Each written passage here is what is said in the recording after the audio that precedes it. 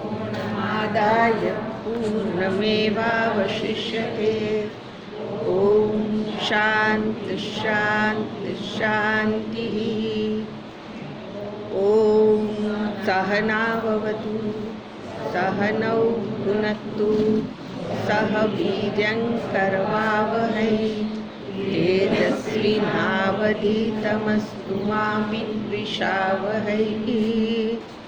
ॐ शान्ति शान्ति शान्तिः। ईश्वरो गुरुरात्मेति मूर्तिभेदविभागिने व्योमवद्व्याप्तदेहाय दक्षिणामूर्तये नमः। ॐ ईशावास्यमिदं सर्वं यत्किञ्च जगत्यां जगत् तेन त्यक्तेन भुञ्जीथाः मा गृधः कस्य स्विद्धनं कुर्वन्नेवेह कर्माणि जिजीविषेत् सतं समाः। एवं त्वयि नान्यथेतोऽस्ति न कर्म लिप्यते नरे। असुर्यानाम ते लोकाः अन्धेन तमसावृताः तागुस्ते प्रेत्याभिगच्छन्ति ये के चात्महनो जनाः। अनेजदेकं मनसो जवीयः नैनद्देवा आप्नुवन् पूर्वमर्षत्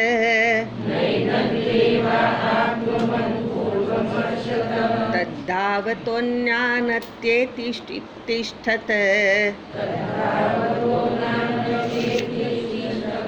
तस्मिन्नपो मातरिश्वा दधाति।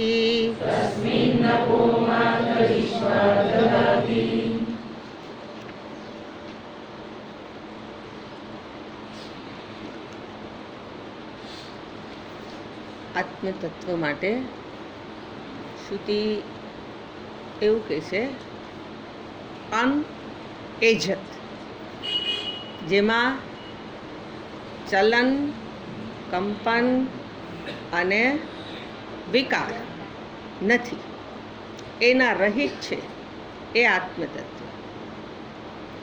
એ આત્મતત્વ એવું લાગે છે કે આટલા બધા તો બધાયના આત્મા જુદા, અનેક આત્મા હશે એવું લાગે.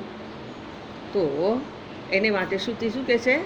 એકમ, અનએજત એકમ. આત્મા એક છે. એક છે એટલે કેવો છે? તો કે સર્વભૂતોમાં હોવા છતાં જે એક છે, ચૈતન્ય રૂપે એક છે. એ એક કેવી રીતે હોઈ શકે સર્વની અંદર? ચૈતન્ય રૂપે. એને માટે એક દ્રષ્ટાંત જોયું હતું. જેવી રીતે અગ્નિ, પ્રજ્વલિત અગ્નિ, અગ્નિ એક છે, એની અંદરથી જે પેલા તણખા અનેક છે, પણ એ અનેકતા એ પેલા અગ્નિમાંથી જ ઉત્પન્ન થઈ અને અગ્નિરૂપ જ છે. ફરી પાછું અગ્નિમાં જ એ સમાઈ જાય છે. એટલે આજે જે અનેકતા છે એ આના જેવી છે. બરાબર? આ અનેકતાના સંદર્ભમાં જે અનેકને જોનાર અથવા જાણનાર ચૈતન્ય સર્વની અંદર વ્યષ્ટિ સમષ્ટિમાં એક છે. એને જ મનસઃ જવીય કીધું. એ આત્મા અથવા તો પરમાત્મા મનથી પણ વધારે વેગવાળા છે. મનનો અર્થ કર્યો જે સંકલ્પ વિકલ્પ જ્યાં જન્મે છે એનું નામ મન. સંકલ્પ વિકલ્પ જન્મે છે એ મને દેખાય છે, એટલે આ મન છે એ મારા જ્ઞાનનો વિષય છે. એ હું હોઈ શકું નહીં. આપણને શું અનુભવાય છે? મન હું છું. પણ અહીંયા શ્રુતિ આજે આ શબ્દ પ્રયોગ કરીને બતાવવા જાય છે કે આ મનથી પણ જે વેગવાન છે એવું કેવું છે, એનો અર્થ એવો થાય કે આત્મા મનથી પર છે, વિલક્ષણ છે. જરાક પહેલેથી થોડાક આમ ખસી જાવ તો પાછળથી આવે તો આપણને વિચારવાનું ચાલુ થાય એની પહેલાં જ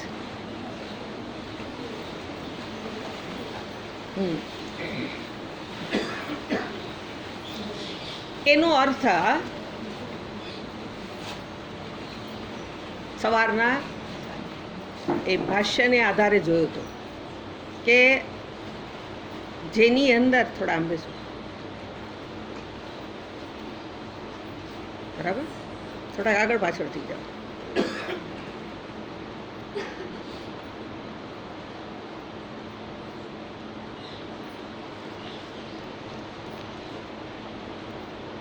આત્મા એના સંદર્ભમાં એને મનથી વધારે વેગવાન કીધો.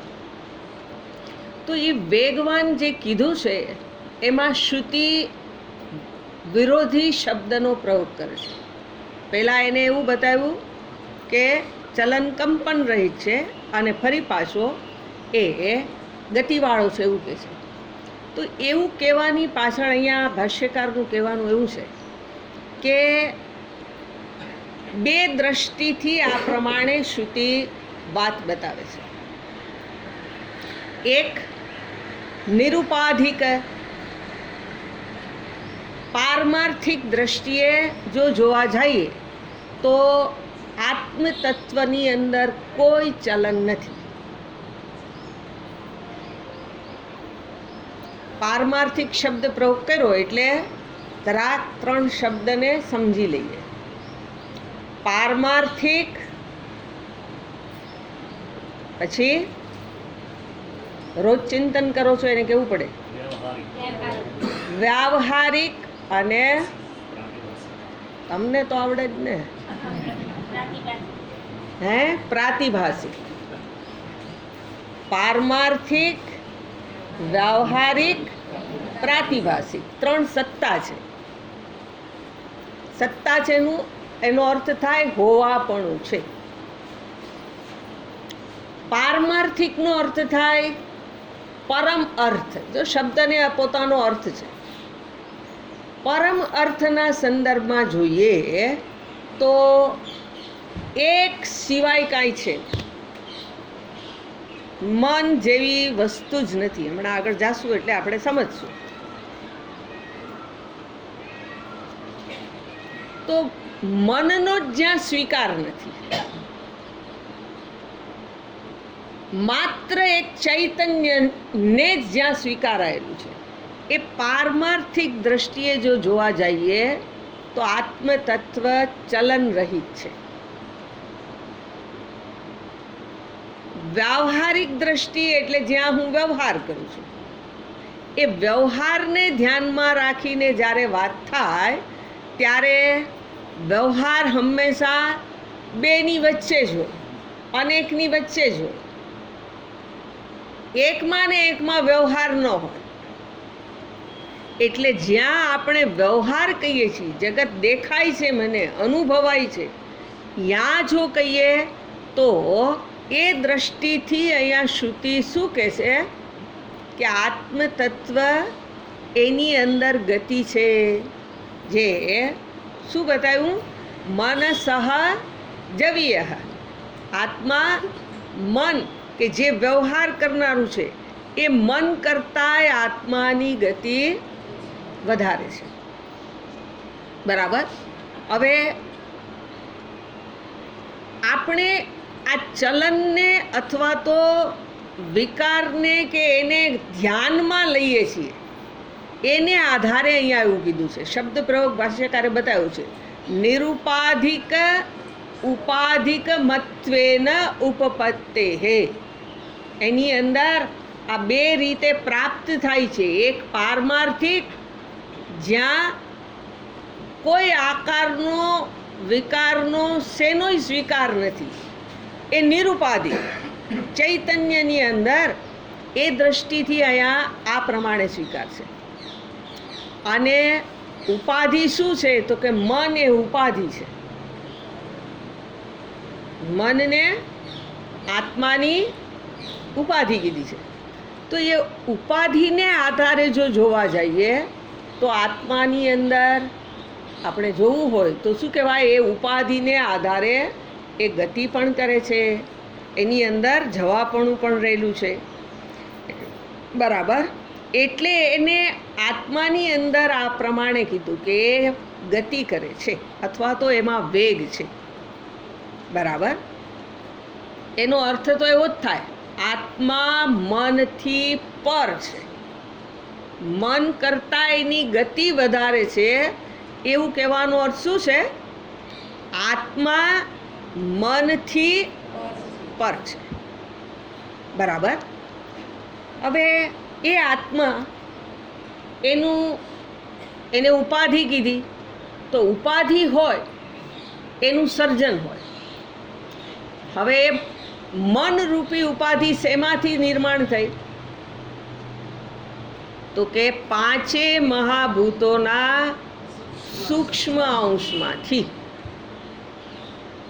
પાંચ મહાભૂતો એના સત્વ રજસ તમસ 3 ભાગ કર્યા, 3 ગુણો માયાની એવી કલ્પના કરી છે. આ બધું છે નહીં, ફરી પાછું, પણ સમજવા માટે આ બધી વાતોને આપણે ગ્રહણ કરીએ. પછી એની અંદરથી પાછી જે અહીંયા શબ્દ પ્રયોગ કરીને એવું જ બતાવે છે કે આ શબ્દોનો ઉપયોગ કરી એમાંથી એ શબ્દોને પાછા લઈ લેવામાં આવે છે. એટલે જે સત્વગુણમાંથી બનેલું છે આપણું મન અથવા તો અંતઃકરણ જેને કહીએ છીએ, એ સત્વગુણમાંથી બન્યું છે. એ સત્વગુણમાંથી બન્યું છે એટલે એનો સ્વભાવ સ્વચ્છ હોવું છે, શુદ્ધ હોવું. સત્વગુણ હોય એની અભિવ્યક્તિ કેવી હોય? નિર્મળ હોવું, સ્વચ્છ શુદ્ધ હોવું, એ સત્વગુણનું કાર્ય છે. તો આ જે આપણું ચિત્ત છે એ એમાંથી જ બન્યું. જેવી રીતે આપણે એવું કહીએ કે પેલો અરીસો એ સ્વચ્છ હોય અથવા જલ સ્વચ્છ હોય તો એની અંદર આપણું પ્રતિબિંબ પડે. અરીસોય સ્વચ્છ હોય તો પ્રતિબિંબ પડે. પ્રતિબિંબ પડે એટલે બિંબ હોય અને સામે અરીસો હોય તો એમાં પ્રતિબિંબનું પડવું, દેખાવ. એમ અંતઃકરણ છે એ પણ અરીસો છે. આપણું અંતઃકરણ એ શું છે? અરીસો છે, જેનો સ્વભાવ શુદ્ધ સ્વચ્છ હોવું છે. પણ એ અરીસાની ઉપર વ્યવહારમાં હોય તો બધા રજકણો ઉઠતા ઉઠતા શું થાય? અરીસો મેલો થઈ જાય. અરીસો મેલો થઈ જાય તો આપણે શું કરવું પડે? એને સાફ કરવું પડે. અરીસાની ઉપરથી ધૂળને કાઢવી પડે. જો ધૂળ એની ઉપરથી સાફ કરેલી હોય તો પ્રતિબિંબ સ્વચ્છ દેખાય, નહીંતર દેખાય ધૂંધળું દેખાય. શું એવું લાગે? સ્પષ્ટ ન દેખાય. એ ચિત્ત આપણું ચૈતન્યના પ્રતિબિંબ માટે અરીસો છે. આપણું અંતઃકરણ શું છે? પરમાત્માને પ્રતિબિંબિત થવા માટેનું સાધન છે અંતઃકરણ. અને જો એ સ્વચ્છ હોય તો એમાં પ્રતિબિંબ સ્વચ્છ પડે. સ્વચ્છ ન હોય એની અંદર બીજું આવે કે અશુદ્ધિ એટલી જ નહીં, કાચ બને ત્યારે એમાં કાંઈક વાંધો પડેલો હોય, એમાં સળ હોય તો શું થાય? તો કે અરીસામાં આપણે જે દેખાય એ ચિત્ર વિચિત્ર દેખાય. નજીકમાં જ છે અમદાવાદ એટલે કાંકરિયા તળાવ જઈ આવ્યા છો? કાંકરિયા તળાવ કેટલા ગયા છો? જરા હાથ ઊંચો કરો તો. ઘણાય ગયા છે. પછી અહીંયા કાંકરિયા ગયા હો તો અરીસા જોયા છે? હે, એનો જ લાવો છે. ત્યાં અરીસા જોયા છે કે નહીં? જોયા છે ને?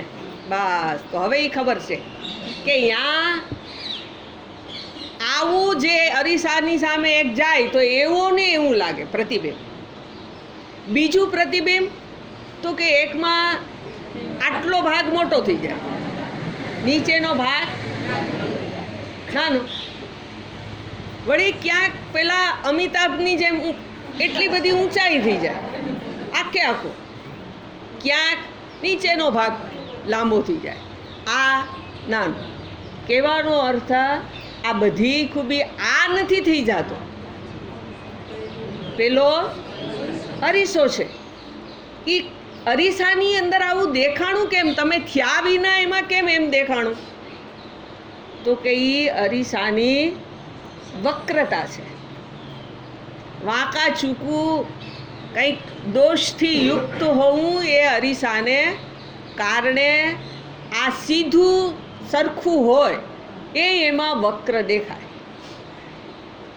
એવી જ રીતે આપણું ચિત્ત, એમાં જેટલી વક્રતા હોય, વાંકાપણું, એની અંદર જેટલા રાગ દ્વેષ, જેટલી જે અશુદ્ધિ હોય એને આધારે પેલો હું એમાં પ્રતિબિંબિત થાય. એવો થઈ ન જાય પણ એવો લાગે તો ખરો જ. કેવો લાગે? આ બહુ લુચ્ચો છે, આ બહુ આવો છે, જેવો હોય એવો, સારો ખરાબ, એ જે કાંઈ એની આપણને બીજાની અનુભૂતિ આપણે હોય તો કે હું તો બહુ સરસ જ લાગુ છું, પણ એ બધું પેલા અરીસામાં, મન રૂપી અરીસામાં જ આ બધું દેખાય છે. હું મને સુખી લાગુ, દુઃખી લાગુ, એ પણ શું છે? એમાં પ્રતિબિંબ. ચિત્તની અંદર મારું પ્રતિબિંબ પડે છે.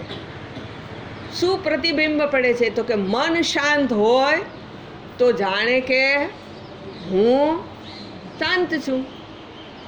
પેલા જલની અંદર પ્રતિબિંબ પડે, એની અંદર હું દેખાય તો આમ થતો દેખાય, દેખાય ને? પાણીની અંદર હું દેખાય, એ પ્રતિબિંબ કેવું હોય? એ જાણે કે હલતું હોય. વાસ્તવમાં આપણે હલતા ન હોય પણ દેખાય, એ પેલા પાણીને આભારી છે. એવું આ જગતની અંદર મને જે કાંઈ પણ દેખાય છે એ બધું જોવા માટેનું હુંના સંદર્ભમાં આ જે આપણું મન છે એને પ્રતિબિંબિત કરે છે. આત્મા એવો થઈ જતો નથી, એટલે એમાં ચલન નથી. અને ગતિની જે વાત કરી છે એ ગતિ પણ એમાં નથી.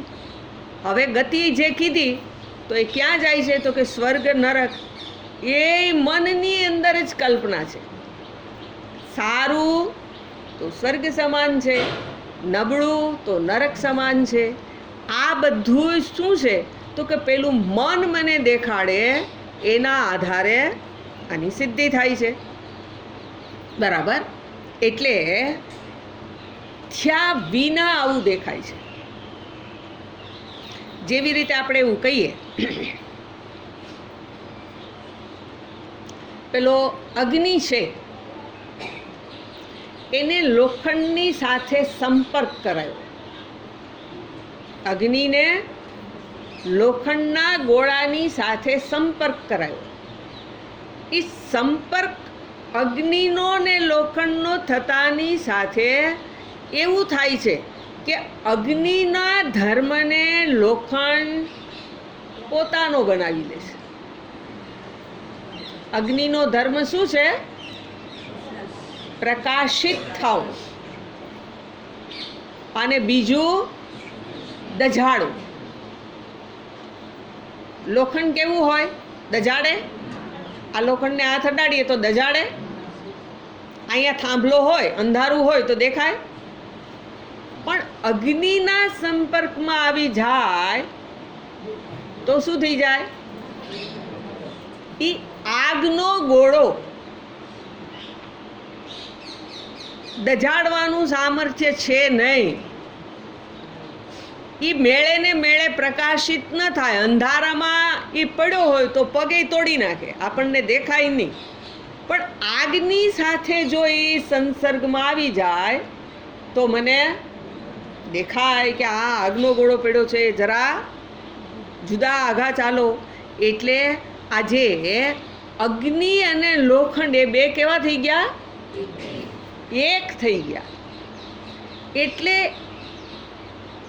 અગ્નિના ધર્મોને લોખંડના ગોળાએ જાણે કે પોતાના બનાવી લીધા. અગ્નિ એટલો હોય, અગ્નિ કેટલો હોય આપણે સવારના જોતા હતા. એને જેની સાથે સંપર્ક કરાવીએ અગ્નિ એવડું રૂપ લઈ લે. લોખંડની સાથેનો સંપર્ક થયો તો અગ્નિ લોખંડ જેટલો થઈ ગયો. એટલે એ જે અગ્નિ વ્યાપક છે એમ ચૈતન્ય વ્યાપક છે, પણ પેલા મનની સાથે એનો સંસર્ગ થયો અને પરિણામે શું થઈ ગયું? તો કે એણે મનનો આકાર ધારણ કરી લીધો. જો અગ્નિ ગોળા જેટલો થઈ જાય, બરાબર સમજણ, દ્રષ્ટાંત બરાબર સમજાય તો પછીની વાત સમજાય. અગ્નિ ક્યારે ગોળા જેટલો હોઈ શકે નહીં, પણ આપણે જોઈએ ત્યારે શું લાગે? આટલો જ અગ્નિ છે. શેનાથી થયું? એ અગ્નિના સંસર્ગથી.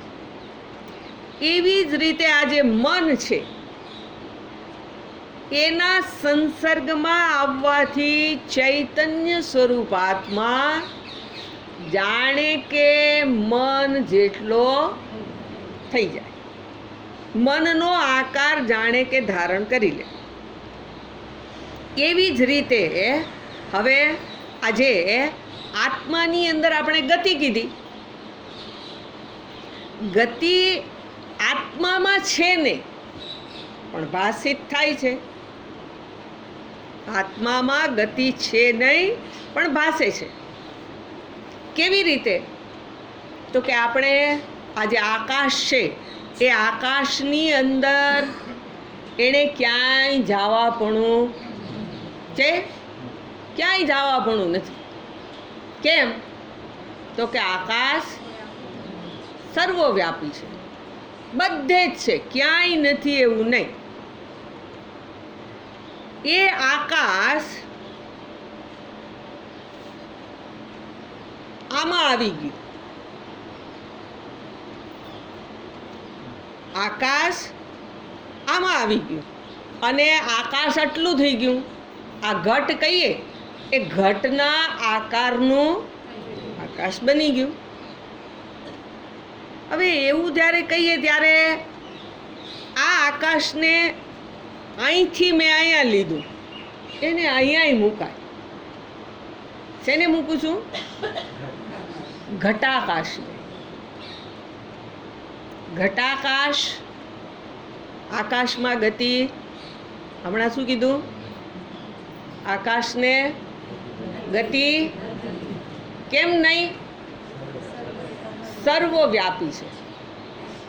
આકાશ સર્વવ્યાપી છે, પણ આ પાત્ર છે એમાં આકાશ છે એવી આપણે કલ્પના કરી. પરિસર છે એટલું આકાશ, એ આપણી આકાશની અંદર કરેલી કલ્પના છે. આકાશ એટલું બની જાય નહીં, પણ આને મારે લઈ જવું હોય તો લઈ જવા. એવી રીતે પેલું હમણાં જ પ્રતિબિંબની વાત કરી કે આકાશમાં સૂર્ય ચંદ્ર હોય, પાણીનું પાત્ર ભરેલું હોય, એમાં એનું પ્રતિબિંબ પડે. પેલાની અંદર ગતિ થયા વિના આ પાત્રને લઈને તમે જાઓ એટલે જાણે કે પેલો સૂર્ય કે ચંદ્ર એની ગતિ થાય છે. સૂર્ય અને ચંદ્રની ગતિ કહીએ છીએ, પણ આપણને ખબર છે ગતિ છે નહીં.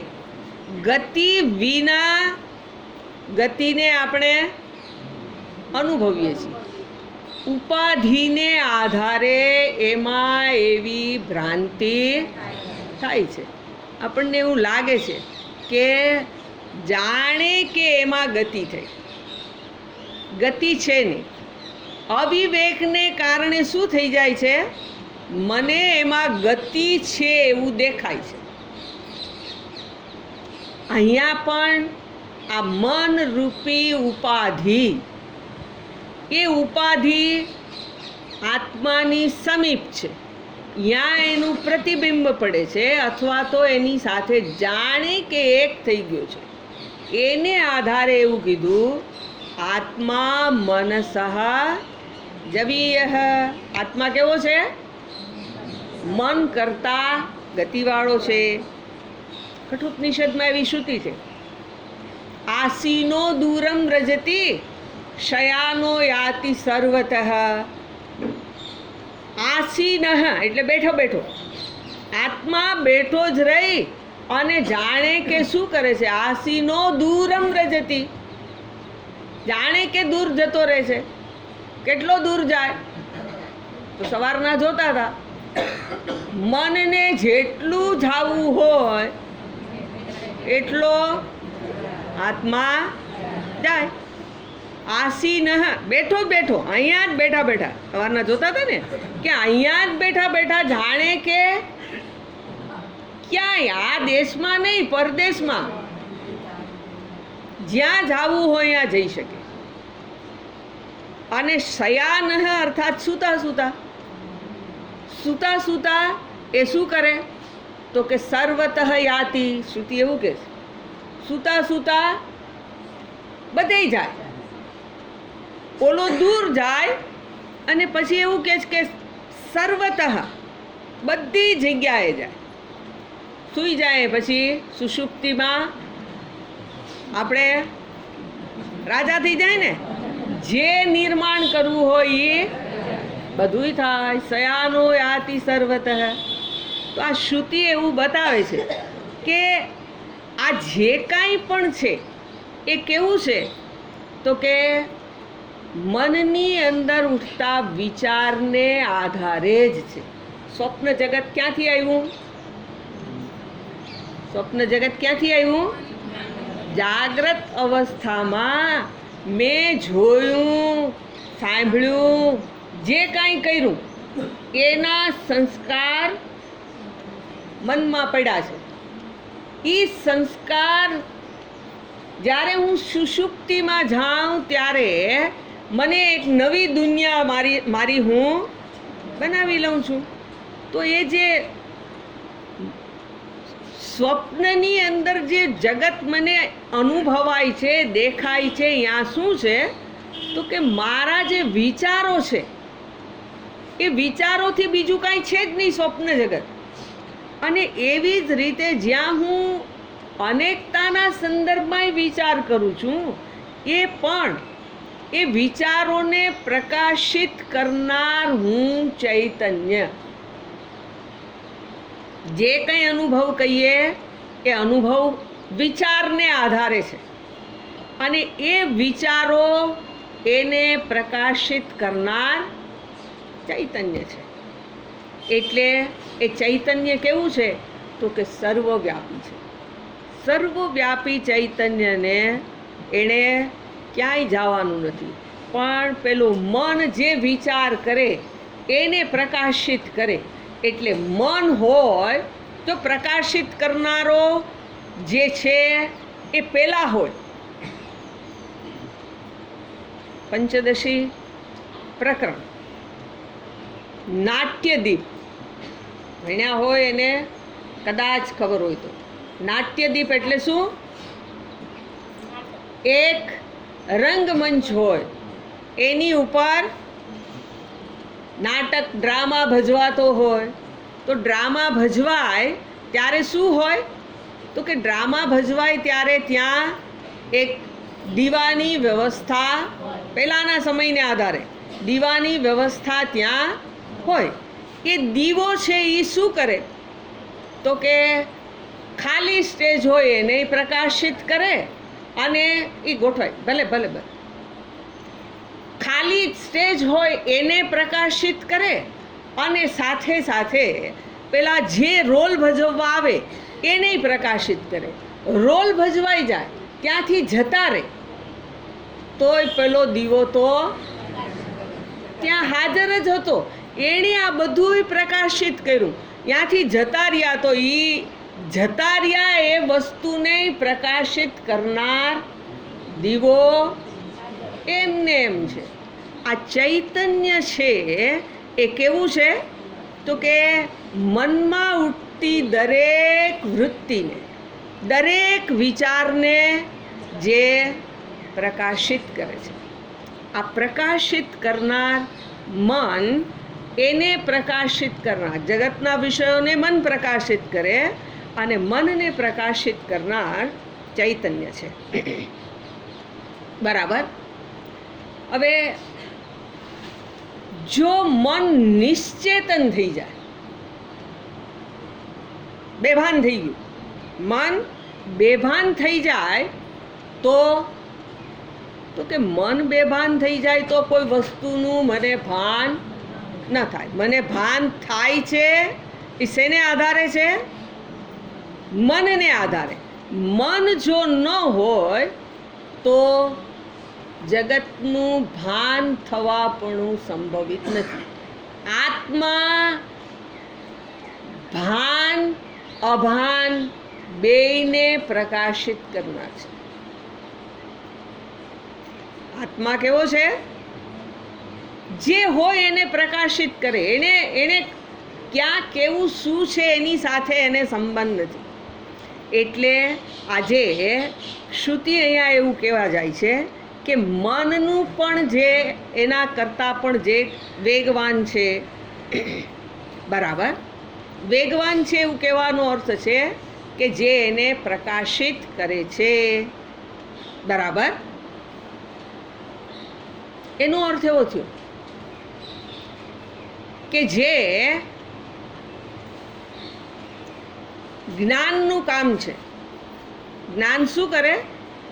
જે વસ્તુ જેવી હોય એને પ્રકાશિત કરે. તમે સમજો.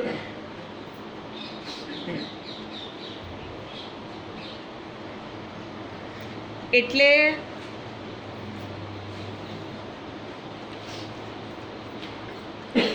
મનને આધારે ચૈતન્યના હોવાપણાનું મને ભાન થાય છે.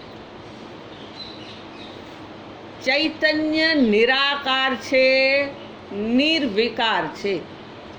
ઇન્દ્રિય મનનો વિષય નથી. પરમાત્મા ઇન્દ્રિય મનનો વિષય, એનું દર્શન નથી થતું. પણ જો એ ચૈતન્યનું દર્શન કરવું હોય તો મન એને આધારે એનું દર્શન થઈ શકે. કારણ કે મનનું અધિષ્ઠાન છે. મનને ચૈતન્ય પ્રકાશિત કરે છે. એટલે અહીંયા જે શ્રુતિમાં જે કીધું છે એ મનની ગતિનો આત્મા ઉપર અધ્યારોપ કર્યો છે. ગતિ કોની છે? મનની. એ મનની ગતિને આત્મા ઉપર આરોપ કર્યો. આને કીધું કે આત્મા મનથી વધારે ગતિવાળો છે. મન અશાંત હોય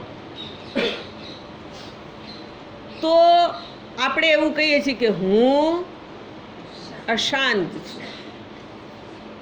આત્મા અશાંત થાય નહીં. શાંતિ અશાંતિ મનમાં છે. મનને જ પોતાને જ અશાંતિ અનુભવાય છે. અને એનો આરોપ, જો અશાંતિ છે, અત્યારે મને બરાબર લાગતું નથી, એનું મને ખબર પડે કે ન પડે? મારું મન શાંત નથી, એ ખબર પડે છે. મને એટલે કોને ખબર પડે? એ તમે મને કોને કહો છો? એને તમે ઓળખાવી શકતા નથી, પણ મનની અશાંતિને તમે જોઈ શકો છો. જો બરાબર આ પરમાત્મા દર્શન છે. પરમાત્મા બીજો ક્યાંય છે નહીં, પણ જો આ દેખાઈ જાય, આ સમજાઈ જાય તો પરમાત્માનું દર્શન થઈ ગયું. અને ક્યાં દર્શન થશે? સર્વત્ર. શ્રુતિ છે, યત્ર યત્ર મનોયાતિ તત્ર તત્ર સમાધય. અહીંયા સમાધિ થઈ જાય. સમાધિ થઈ જાવી એટલે પોતાના સ્વરૂપમાં સ્થિત થઈ જાઓ. કોને માટે આવું થાય? આપણે માટે તો જ્યાં મન જાય ત્યાં સમસ્યા છે. આપણે કેવું છે, આમ ગયા તો ત્યાં કોક આવ્યું, આમ ગયા તો કોઈક આવ્યું, આમ ગયા તો ત્યાં કોક આવ્યું. પડદા બાંધો. આપણે પડદા બાંધીએ તોય પાછા કોક આવે. ઈ કાંઈ ન કરીએ તો કોક પગ ઊંચો કરે ને આપણે ગરાહ લૂંટાય. આ મનનું બધું છે. આપણે એ જોતા નથી. જે વસ્તુ જેવી છે એવી જોવી એ એક સાધના છે.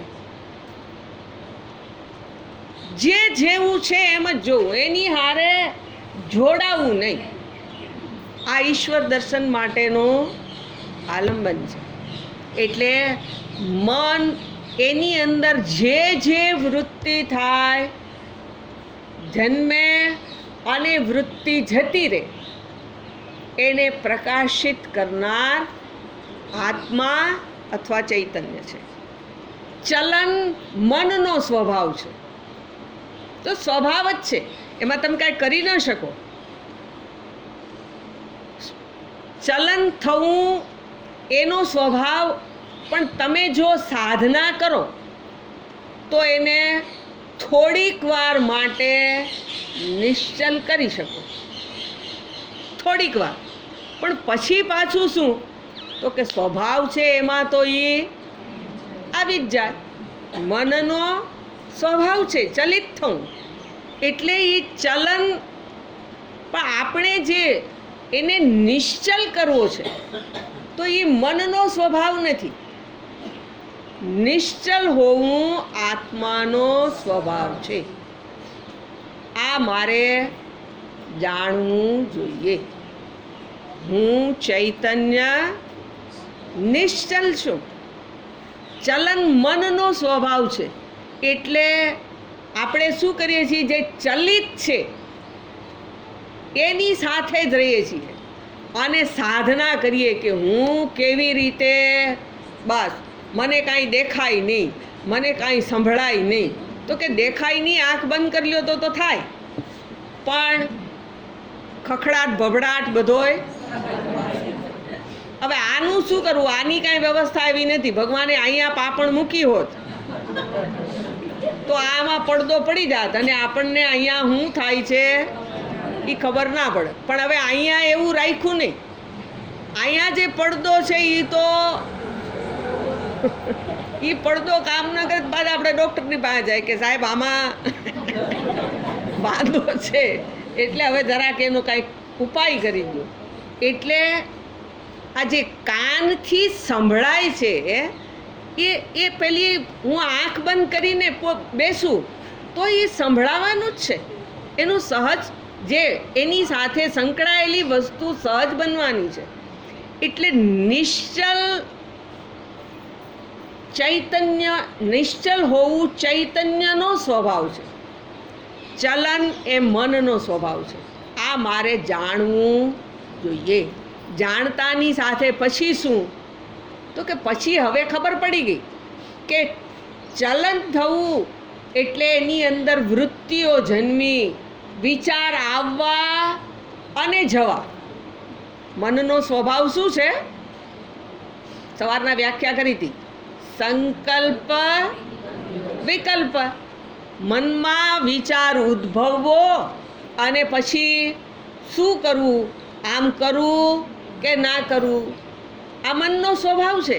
એટલે મનની અંદર આ જે વૃત્તિ જન્મે એ વૃત્તિને મારે જોવાની છે. મને ખબર પડી ગઈ કે આ મન આવું કરે છે, બસ ભલે ને જે વિચાર આવ્યો એને આપણે વિચારને ન પકડીએ તો મનમાં અશાંતિ થાય નહીં. આપણું મન એવું છે કે એમાં વિચાર આવ્યો એ આપણે હુંની હારે જોડી દે છે. મારા મનમાં આવો ખરાબ વિચાર કેમ આવ્યો? મારા મનમાં બહુ સારો વિચાર આવ્યો. આ બધુંય હુંની ઉપર ઓઢાડી અને આપણે વ્યવહાર કરીએ છીએ. મનની અંદર પેલો વિક્ષેપ જન્મો, મન અશાંત થાય અને આપણે એવું કહીએ છીએ કે હું અશાંત છું. એટલે આત્માને અશાંત સમજી લીધો. અશાંતિ આત્માનો ધર્મ નથી. અશાંતિ કોનો ધર્મ છે? મન. મનમાં અશાંતિ હોય પણ વિવેકપૂર્વક એ મનની વૃત્તિઓને એને જોવી, એની સાથે જોડાવું નહીં. તો શું થશે? તો કે નિશ્ચલ તત્વનું દર્શન, એનું જ્ઞાન થવું સંભવિત છે. એટલે આત્મા કેવો છે? તો કે સદા શાંત સ્વરૂપ. એટલે જ્યારે પેલું નિધિધ્યાસન કરવાનું આવે તો શાંતોહમ એવું ચિંતન કરવાનું. તો એ ચિંતન કરવાનું, એ ચિંતન કોણ કરે? આત્મા કરે? મન કરે. મનને એવું આપણે સજેશન આપીએ છીએ. શું? શાંત હોવું મારો સ્વભાવ છે. એમાં અશાંતિ ક્યાંથી આવી? તો કે જગતની સાથે ક્યાંક પણ જોડા, જગતની અંદર જે મારાથી જુદું છે એની હારે ઐક્ય સાધીએ, એમાંથી જ અશાંતિ જન્મે છે. અશાંતિ આગળ શરૂઆત ત્યાંથી કરી કે મનનું શુદ્ધ હોવું, શાંત હોવું એનો સ્વભાવ છે. અશાંતિ એમાં હોઈ શકે નહીં, પણ એ અશાંત થાય છે કારણ કે એ ક્યાંકથી કાંઈક પકડી આવી. મન જ કાંઈક બહારથી લઈ આવે છે અને પછી પોતે અશાંત થાય છે. એટલે આ મન એનો સ્વભાવ છે કે એની અંદર વૃત્તિઓ જન્મતી રહે, આવે અને જાય. પેલું નાનું બાળક હોય એને હક ન હોય, આપણે એમ કહીએ ને આને જરાક વારે એ જંપીને બેસે નહીં. બાળક ચંચળતા બાળકનો સ્વભાવ છે એવું કહી. એ બાળક મોટું થાય તોય ચંચળતા જાય નહીં. બાળક મોટું થાય એટલે શું થાય? મોટું બાળક આપણે બધા શું છે? આપણું મન એ બાળક મોટું થઈ ગયું, પણ મોટું ડાપણમાં થાય ત્યારે મોટું થયું કહેવાય. ડાપણ ન આવે તો એ નાનું નાનું જ છે. એ મન એની અંદર અનેક પ્રકારની વૃત્તિ જન્મે. પેલા બાળકને રોકવું મુશ્કેલ છે. રોકો તો તમે થોડીક વાર રોકાઈ જાય, ફરી પાછું ન સમજતું હોય હાથ પગ પછાડા જ કરે, ક્યાંય શાંતિ નથી. તમે એને બેસાડો, મોટું થઈ ગયું તો એને બહાર રમવા જવું જ છે. આ એનો સ્વભાવ છે, એ મનનો સ્વભાવ છે.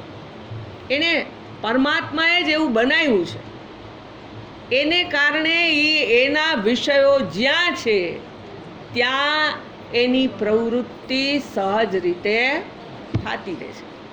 એટલે એને તમે માત્ર એ જાય છે એટલું જોવો, એની સાથે જોડાઈ ન જાઓ તો મન અશાંત ન થાય.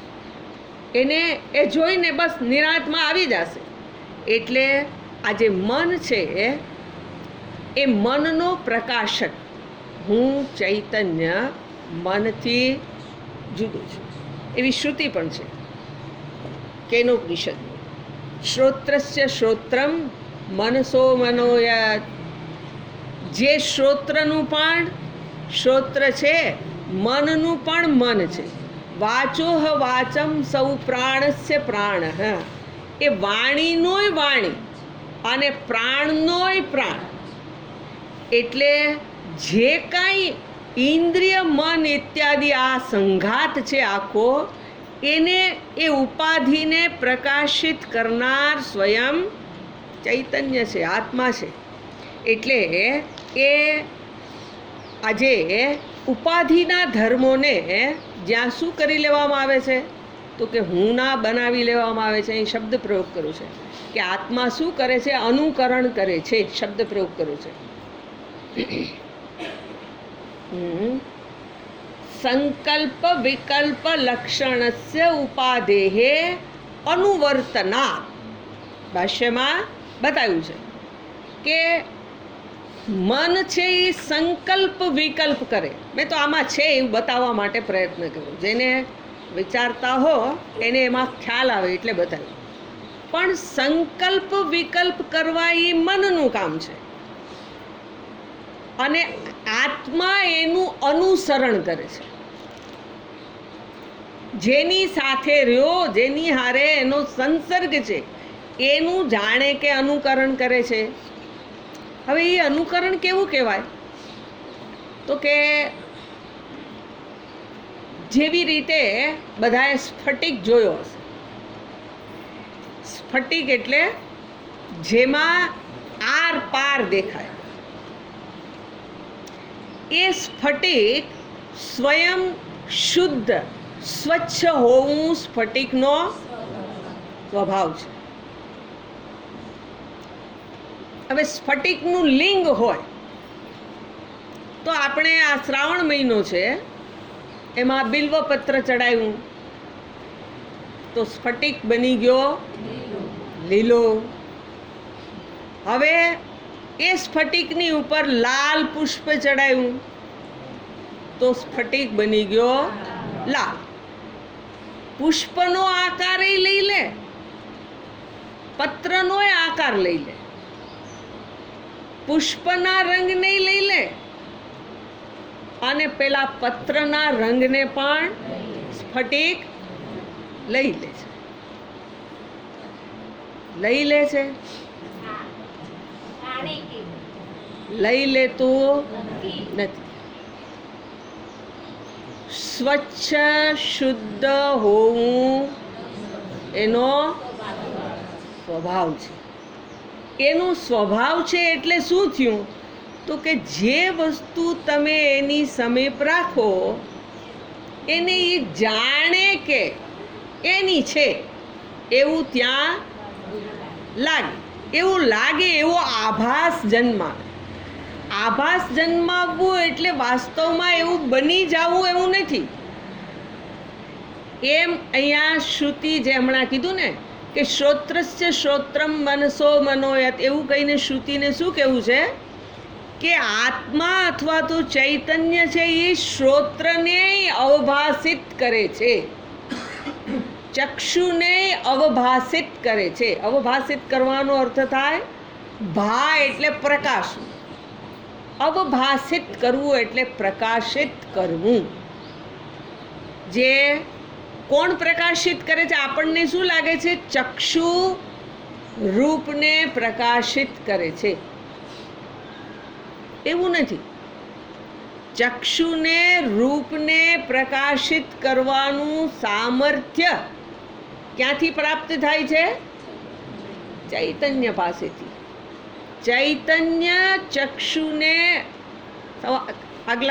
આગલા દિવસમાં જોયું હતું કે આંખ ખરાબ હોય, આપણે ડૉક્ટરને બતાવવા જઈએ તો ડૉક્ટર કાંઈ નંબર કાઢી દે છે એવું કહેવાય કે ડૉક્ટરની પાસે નંબર કઢાવવા ગયા હતા, પણ મને કેમાં બરાબર દેખાય છે એ ડૉક્ટર નક્કી નથી કરતા, મારી આંખ નક્કી કરે છે.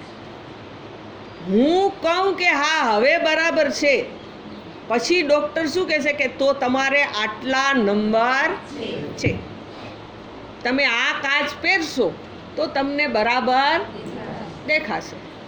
એ નક્કી વાસ્તવમાં મેં કહ્યું, મેં એટલે આંખ તો નબળી છે, પણ એ નબળી આંખનું ભાન મને થાય છે. જે નબળું છે આ ગંધ બરાબર આવતી નથી, એ કોઈ બીજાને ખબર ના પડે, પણ મને બહુ ગંધ નથી આવતી. એટલે આપણે એનું ભાન જેને થાય છે, ઇન્દ્રિય જરૂર છે, માધ્યમ છે, તો સમજજો. એનો અર્થ એવો ન થાય કે આ નકામા છે.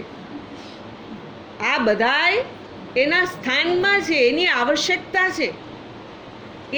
એ માધ્યમ છે, એના માધ્યમથી મને રૂપ દેખાય, શ્રોત્રના માધ્યમથી શબ્દ સંભળાય, જીહ્વાના માધ્યમથી સ્વાદનું ભાન થાય, ત્વચાના માધ્યમથી ટાઢ તાપ, ગરમી ઠંડી એનો અનુભવ થાય.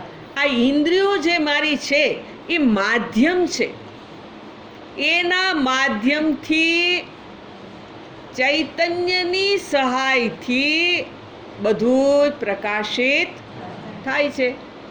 એટલે આત્મા શું છે તો કે સર્વનો અવભાસક. આ બધી જ ઇન્દ્રિયો, મન, બુદ્ધિ એને પ્રકાશિત કરનાર, એને એની પ્રવૃત્તિ કરવાનું સામર્થ્ય દેનાર એ આત્મ છે, એ ચૈતન્ય છે. બરાબર.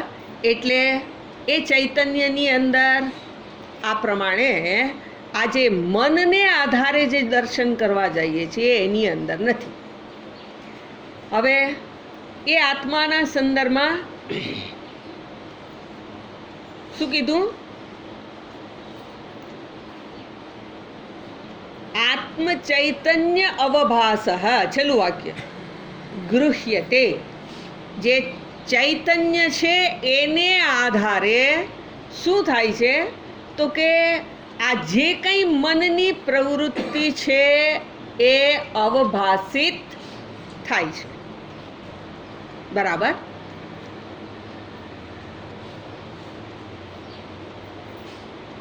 એનો અર્થ એવો થઈ ગયો કે આત્મા પ્રકાશક છે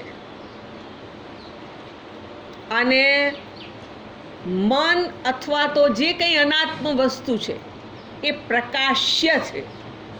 બે શબ્દ, પ્રકાશક, પ્રકાશ્ય, જેના વડે પ્રકાશિત થાય છે એ પદાર્થો. પ્રકાશક ચેતન છે અને જે કાંઈ પ્રકાશિત થાય છે, પ્રકાશ્ય છે, એ બધું જ કેવું છે તો કે એ અનાત્મ છે, એને આત્મ કહી શકાય નહીં. પ્રકાશ્ય વસ્તુ જે હોય અનાત્મ છે, પ્રકાશક એક જ છે, ચૈતન્ય જ છે. બરાબર. એટલે હવે મનને આધારે ફરી પાછું જોઈએ કે મનમાં કામની, ક્રોધની, લોભની જે કોઈ વૃત્તિઓ ઉદ્ભવે છે એ વૃત્તિઓ મને અનુભવાય છે. મનમાં જે વૃત્તિ ઉદ્ભવે એ મને ખબર. મને ખીચ ચડે છો હવે, તમને ઊંઘ આવે એવું નથી હો, નથી. હું સામેથી હું મારું કહું છું કે મને ગુસ્સો આવે છે. મને આવે છે. આમ કોઈ આવે તો દેખાય. એમ અહીંયા કોક આવે તો મને દેખાય. મનમાં કામ વૃત્તિ આવે છે, મને દેખાય. મનમાં લોભ થાય છે કે આને લઈ લઉં, મને દેખાય. મનમાં જે વૃત્તિઓ ઉદ્ભવે છે એને આધારે આપણે પાછા આપણને કહીએ, ઓળખાવીએ કે હું કામી છું, હું ક્રોધી છું, હું લોભી છું. આપણી ઓળખાણ આપી. શું ઓળખાણ આપી? કોણ છે આ? કામ, ક્રોધ, લોભ ક્યાં છે? મનમાં. હું ચૈતન્યમાં નથી. એ તો મને દેખાય છે. આ વૃત્તિ જન્મે છે એ મને દેખાય છે, હું અનુભવું છું. પણ આપણે આપણા મન ઉપર આ જે મનમાં વૃત્તિ જન્મી અને એ બની ગયા, એ હું બની ગયો. પછી શું થાય તો કે હું પાપી છું. આપણે શું નક્કી કરી દીધું? મનમાં વિચાર જન્મ્યો, એ વૃત્તિને હું જોઉં છું અને છતાંય હું મને જુદો નથી રાખી શકતો, એની હારે એક કરી દઉં છું. એટલે આજે આત્મ અનાત્મનો જ્યાં વિવેક કરતા આવડે ને તો પછી આ તાદાત્મ્યમાંથી છૂટવાનું સહેલું બને. મનને જોતા શીખવાનું. મનમાં જે થાય કરી લેવાની જરૂર નથી કાંઈ પણ. મનમાં લોભ થાય છે કે આ મારે લેવું છે, મનમાં લોભ થાય છે કે આ મારે ખાવું છે, તો આપણે જોઈએ ખાવાનો વિચાર આવ્યો એટલે કંઈ ખવાઈ ન જાય. ખાવાનો વિચાર આવે પછી મન હાથને આજ્ઞા કરે કે આ લે, પછી મોઢા સુધી લઈ જાય, પછી ખવાય છે. એમને ખવાઈ ન જાય. પણ હું મનમાં વિચાર આવ્યો એને જોઉં કે મને આ ખાવાની ઈચ્છા થાય છે, પણ હાથને હલાવીશ નહીં, પછી ખવાઈ જાય? પછી ખવાઈ ન જાય. એમ દરેક વૃત્તિના સંદર્ભમાં વિચાર જન્મે, પણ આપણે વિચારની હારે એક થઈ જઈને પ્રવૃત્તિ ના કરી દઈએ તો આપણે એનાથી જુદા રહી શકાય છે. એટલે આ વિવેક આવશ્યક છે. વિવેક હોય તો શું થશે? તો કે વિવેક વડે જ મનમાં જે રાગ વૃત્તિ, બીજાના માટેની થતી દ્વેષ વૃત્તિ મને દેખાય છે. કોઈના માટે મનમાં દ્વેષ થતો હોય તો એને વ્યક્ત ન થઈ જવા દો. એને જોઉં ખાલી કે હા એમાં શું મને દ્વેષ શેને માટે થાય છે, તો એવું જોયું આપણે કે મને ગમતું ન થાય, મારે કરવું હોય એવું ના થાય એટલે એ મને ગમે નહીં. મારે ખાવું હોય એવું ના મળે, એ વસ્તુ તો કે મને નથી ભાવતી, અથવા તો મને કોઈક વખત કારેલા કડવા લાગ્યા, એવું છે નહીં, સમજતા નહીં, પણ કારેલા કડવા લાગ્યા એ સ્વાદ મને સ્વીકાર નથી. એટલે હવે કારેલાનું શાક જો તો મને શું થાય? આ ક્યાંથી આવી? આ મારે ન જોઈએ.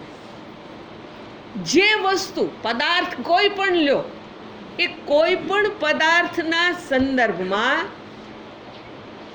મને જે અનુકૂળ નથી એના માટે દ્વેષ થાય. ઘરવાળા જો અનુકૂળ ના હોય તો ઈ ઘરમાં આવે ને એમ થાય કે આ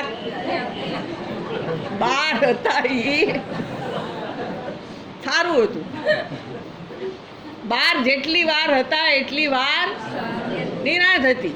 હવે હું તો કે મોઢું ફુલાવીને ફરવાનું, કામ કરવાનું. તો તમે આવ્યા ઈ મને ગમતું નથી, છતું તો થવું જોઈએ ને. ઈ શું કરવાનું? તો કે મોઢું ફુલાવીને ફરવાનું. એટલે ઓલા સમજે, પણ ઈ ક્યાં જાય? એને બિચારાને રહેવાનું ઘર ઈ જ છે તો આવે જ ને. એટલે આ જે દ્વેષ થાવ ખાલી હસવા માટે, કે આ દ્વેષને માટે, જો ઘરની અંદર આવું થાય, બહારના માટે બહુ ઓછું થાય. રાગ અને દ્વેષ જેની સાથે રહીએ ને, પોતાના હોય ને એની હારે જ થાય. ઝઘડો કોની હારે થાય? બહારના હારે કરવા જાય તો ખબર પાડી દે. એ ઘરમાં જ કરાય. ઘરમાં ને ઘરમાં બધું નભી જાય. આપણે બાંધી લઈને પાછા રમવા માંડી જાય છોકરાની જેમ. એટલે આજે પણ રાગ અને દ્વેષ ઘરમાં જ પોતાના હોય એની હારે જ થાય. પણ એ જે વૃત્તિ જન્મે ત્યારે મને જોવું, મને શું પ્રતિકૂળ છે જેને કારણે દ્વેષ થાય છે. મારા મનને જ મારે સુધારવાનું છે. બીજો વ્યક્તિ સુધરી જાય અને હું સુખી થાઉં એવું કોઈ દિવસ ન બને. જેણે સુખી થવું હોય એણે પોતે જ પોતાના મનને બદલવું પડે. રીત ભાત પોતાની જ બદલવાની છે. જગત તો જેવું છે એ મને જ્ઞાન કરાવવા માટે છે. ઈશાવાસ્યમ ઇદમ સર્વમ. પરમાત્માએ જ આ રૂપ ધારણ કરેલું છે. કોના માટે? મારા માટે. આખું જગત બનાવ્યું, પણ આખું જગત કાંઈ આપણા માટે નથી. આપણા માટે કયું જગત છે? જેની સાથે હું જીવું છું, જ્યાં હું રહું છું, એ જગત મારું કહેવાય. એ જગત ઈશ્વરની જ અભિવ્યક્તિ છે. એ મારે જોવાનું છે.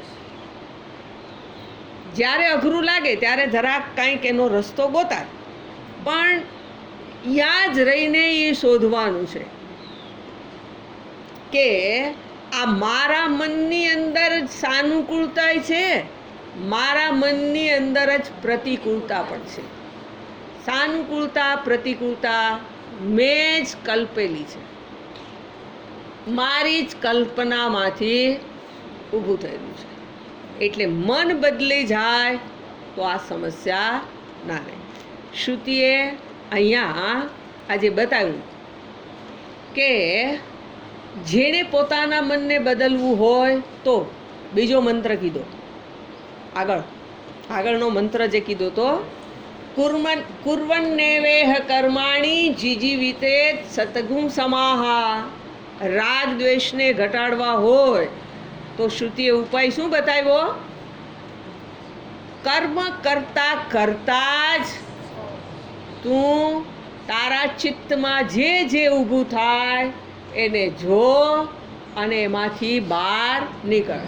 જે કાંઈ કરે છે એ બધું ઈશ્વર પ્રીત્યર્થે કર. આગળ આપણે આ વાતો જોઈ તો એક હજી પછી આગળ બતાવવાની છે શ્રુતિ. પણ બધું જ ઈશ્વર છે અને ઈશ્વર અર્થે હું કરું છું એ ભાવનાથી કરેલું કર્મ યોગ બની જશે કે જે મારા રાગ અને દ્વેષને ઘટાડવાનું કામ કરશે. એટલે આ રીતે અહીંયા આજે મનની વાત બતાવીને શું કહે છે શ્રુતિ? મનસઃ જવીય. હવે એના પછીનો શબ્દ લીધો છે શ્રુતિમાં.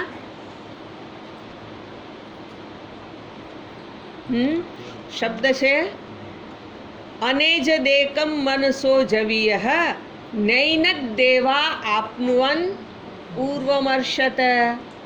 એમાં નૈનદ દેવા આપનુવન નૈનત દેવા યા સંધિ છૂટી પડશે તો ન એનત દેવાહા આપનુવન એવું થઈ જશે.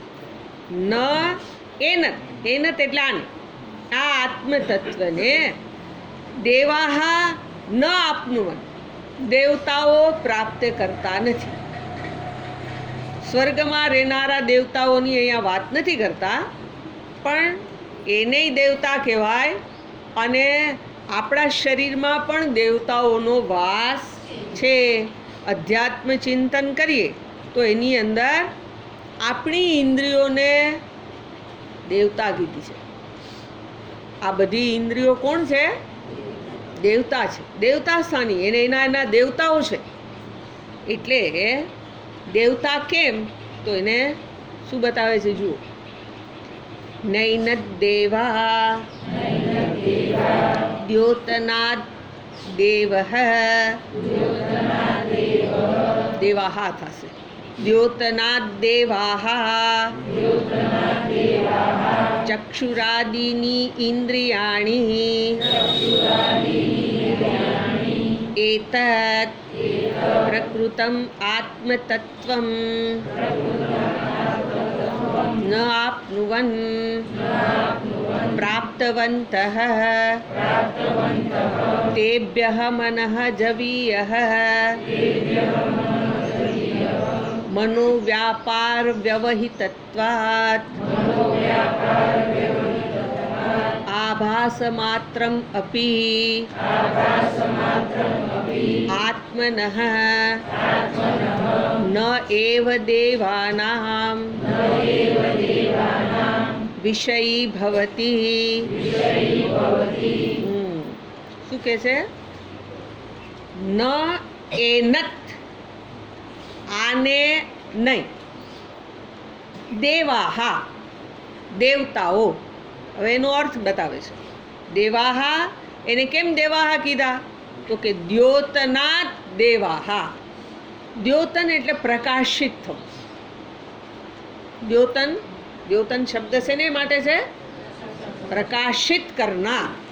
દ્યોતનત્વાત જે પ્રકાશિત કરનાર હોવાથી અથવા તો વસ્તુને પ્રકાશિત કરવી એ જેનો સ્વભાવ હોવાથી. દેવાહા ચક્ષુરાદિની ઇન્દ્રિયાણી. દેવતાઓ કોને કીધા છે તો કે ચક્ષુ વગેરે ઇન્દ્રિયો એને એના દેવતા છે. એ દેવતાનો અનુગ્રહ હોય તો ચક્ષુના દેવ સૂર્ય છે. એનો અનુગ્રહ હોય તો મને રૂપ દેખાય. બધી જ ઇન્દ્રિયોના દેવતા છે. એટલે એને ચક્ષુરાદિની ઇન્દ્રિયાણી એતત પ્રકૃતમ. આની અહીંયા ચર્ચા કરે છે. પ્રકરણ કેનું છે તો કે આત્મતત્વના સંદર્ભમાં બતાવવું છે. અને આપણે જેને આત્મા માની લીધો છે એને બતાવે છે. એટલે આજેની ચર્ચા કરીએ છીએ એ ચર્ચાને આધારે અધ્યાત્મને આધારે આત્મતત્વમ પ્રકૃતમ આત્મતત્વમ જેની ચર્ચા થાય છે એ આત્મતત્વને ન આપનુવન એને પ્રાપ્ત કરી શકતા નથી. ન પ્રાપ્તવંતઃ. બરાબર. કેમ પ્રાપ્ત નથી કરી શકતા તો કારણ આપે છે. તેભ્યઃ મનઃ જવીયઃ. એના કરતા તેભ્યઃ એટલે ઇન્દ્રિયો કરતા.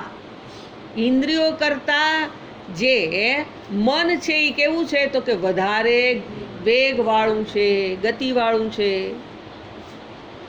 બરાબર. મનોવ્યાપાર વ્યવહિતત્વાत्. ઇન્દ્રિય કોઈ પણ પ્રવૃત્તિ કરે એમાં મન બધાયની હારે જોડાયેલું છે. મન ન હોય તો એક પણ ઇન્દ્રિયની પ્રવૃત્તિ થઈ શકે. એટલે મનોવ્યાપાર વ્યવહિતત્વાत् બધાની હારે આ મન સંકળાયેલું હોવાથી આભાસ માત્રમ અપી. હવે એ મન છે એના સંદર્ભમાં શું કહે છે? એ શું છે તો કે આભાસ માત્ર હોવા છતાં પણ, કેનો આભાસ માત્ર છે? તો કે આત્મન, આત્માનો. મન એ આત્માનો આભાસ હોવા છતાં મન પણ. તો પછી હવે ન એવ દેવાનામ વિષયી ભવતી, આ જે ઇન્દ્રિયો છે એનો વિષય તો આત્મા બને જ નહીં. કહેવાનો અર્થ છે કે મન છે જે આભાસ છે, જ્યાં આત્માનો આભાસ ઊભો થાય છે, એ મન જો એ આત્મતત્વને પ્રકાશિત ન કરી શકતું હોય તો આ દેવતાઓ તો કેમ પ્રકાશિત કરી શકે? ઇન્દ્રિયો તો કેવી રીતથી એ પરમાત્માને પ્રકાશિત કરી શકે? અર્થાત આજે આપણી જ્ઞાનેન્દ્રિયો કહીએ તો જ્ઞાનેન્દ્રિયો આપણને જગતના શબ્દ, સ્પર્શ, રૂપ, રસ, ગંધનું ભાન કરાવે છે. હવે એ ઇન્દ્રિયો મને જગતનું જ્ઞાન કરાવે ત્યારે એની સાથે સાથે મન ભળેલું જ જોઈએ. આપણે એવું કહીએ છીએ વ્યવહારમાં, આ મન વિનાનું કરે છે એટલે એની અંદર કાંઈ ઠેકાણું નહીં. કેમ ઠેકાણું નહીં હોય? આ મન વિનાનું સાંભળો નહીં તો કહેવાય ને, જ્યાં મન ન સામેલ થાય ત્યાં જે પ્રવૃત્તિ થાય એનો કોઈ અર્થ ન રહે. પાંચમાંથી કોઈ પણ ઇન્દ્રિયનો અથવા તો કર્મેન્દ્રિયોનો પણ, આ જ્ઞાનેન્દ્રિયો છે અને પાંચ કર્મેન્દ્રિયો, જેના વડે જે કાંઈ પ્રવૃત્તિ થાય છે એ સર્વની અંદર મન ભળેલું છે. હવે જે મન સ્વયં આત્માને જાણવાને સક્ષમ નથી, કારણ કે એનાથી આત્મા પર છે. તો હવે આ તો ઇન્દ્રિયો મેળે તો સક્ષમ નથી, મનની સહાયથી પ્રવૃત્તિ કરે છે. મન જો એને મદદ કરે તો એ પોતાની પ્રવૃત્તિ કરી શકે છે. હવે મન જ જ્યાં સાધન નથી તો ઇન્દ્રિયો તો બની જ શકે નહીં. એટલે આ જે બહિર્મુખ ઇન્દ્રિયો છે એ સ્થૂળ વિષયોને પ્રકાશિત કરી શકે. આત્માનું એટલા માટે જ કહીએ કે પરમાત્માનું દર્શન ચક્ષુથી થાય નહીં. કેમ ન થાય? તો કે ઇન્દ્રિયો બહિર્મુખ છે. બહાર જે જોઉં છું એ આ તો મને કંઈક ને કંઈક મારા સંસ્કારને આધારે જ જગત દેખાય છે, અને એટલે આ રાગ અને દ્વેષ થવા સંભવિત છે. પરમાત્માનું દર્શન થવું અઘરું છે. એટલે અહીંયા કહેવાય કે આ જે મન છે એ મન જો ન જોઈ શકતું હોય તો આ ચક્ષુ વગેરે ઇન્દ્રિયો જે ભલે પ્રકાશિત વિષયોને કરે છે પણ એ આત્મદેવને પ્રકાશિત ના કરી શકે. બરાબર? એટલે આ રીતે ત્યાં શ્રુતિ પણ છે એના સંદર્ભમાં, ન તત્ર ચક્ષુર ગચ્છતિ ન વાક ગચ્છતિ નો મનો ન વિદ્મઃ ન વિજાનીય. જે આત્મતત્વ છે ત્યાં મન, ઇન્દ્રિયો કોઈની પ્રવૃત્તિ થતી નથી. એટલે જ્ઞાનેન્દ્રિયો જો એ પરમાત્માને ન જાણી શકતી હોય તો વાણી જેને કહીએ છીએ, વાણી અર્થાત જેનાથી શબ્દનું ઉચ્ચારણ થાય એ કર્મેન્દ્રિય છે. વાણી શું છે? કર્મેન્દ્રિય છે. વાણી વડે જો એ પરમાત્માની ન પ્રાપ્તિ થઈ શકતી હોય, અર્થાત એને બોલી શકાતું ન હોય, તો પછી બોલવા રૂપી ક્રિયાથી પરમાત્મા પ્રાપ્ત ન થતા હોય તો હાથથી પાદથી પરમાત્માની પ્રાપ્તિ ન થઈ શકે. એટલે આ રીતે શ્રુતિ એવું બતાવે છે કે કર્મેન્દ્રિયો કે જ્ઞાનેન્દ્રિયો વડે પણ હું પરમાત્માને જાણી શકું નહીં. જાણી ન શકું, પામી ન શકું. મન વડે પણ પામી ન શકું. કેમ ન પામી શકું? તો શ્રુતિએ બતાવ્યું છે. પૂર્વમર્ષત એ કેવું છે? તો કે એ પૂર્વેથી ત્યાં શું થયું છે? તો કે ત્યાં પહેલેથી જ પહોંચી ગયેલો છે. જ્યાં કર્મેન્દ્રિયો, જ્ઞાનેન્દ્રિયો, મન એની જ્યાં પ્રવૃત્તિ થાય ત્યાં એ ચૈતન્યની સન્નિધિ જ છે. એટલા માટે એને એ પ્રાપ્ત નથી કરી શકતી. ત્યાં શું કીધું છે? એને આપણે સવારે ઓમ પૂર્ણમદ પૂર્ણમિદમ પૂર્ણાત પૂર્ણમુદચ્યતે પૂર્ણસ્ય પૂર્ણમાદાય પૂર્ણમેવાવશિષ્યતે ઓમ શાંતિ શાંતિ શાંતિ હરિ